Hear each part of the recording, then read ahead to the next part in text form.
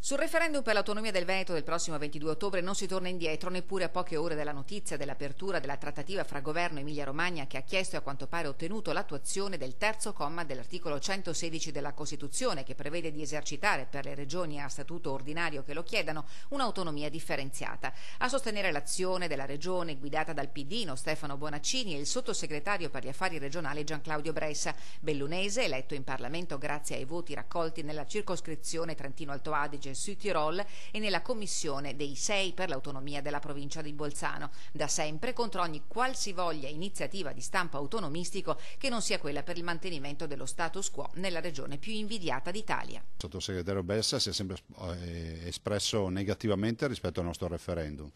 Se non rispetti la volontà nostra, almeno rispetta quella della Corte Costituzionale, che ha detto a noi: andate a fare il referendum.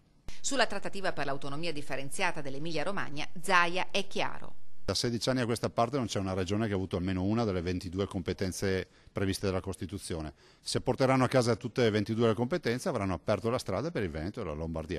Nel frattempo si tira dritto anche contro l'azione di disturbo del governo e del Ministero dell'Interno, che da un anno non rispondono alle reiterate richieste di attivazione delle prefetture per il voto in Veneto. E noi siamo un po' imbarazzati, onestamente. Sono richieste di collaborazione con le prefetture che passano ovviamente per il tramite del Ministero. Siamo comunque organizzati per fare il referendum, però noi lo facciamo in ragione di una sentenza della Corte Costituzionale, anche un mancanza di rispetto non solo nei confronti dei veneti, e questo è già gravissimo, ma anche nei confronti della Corte, che ha autorizzato il nostro referendum.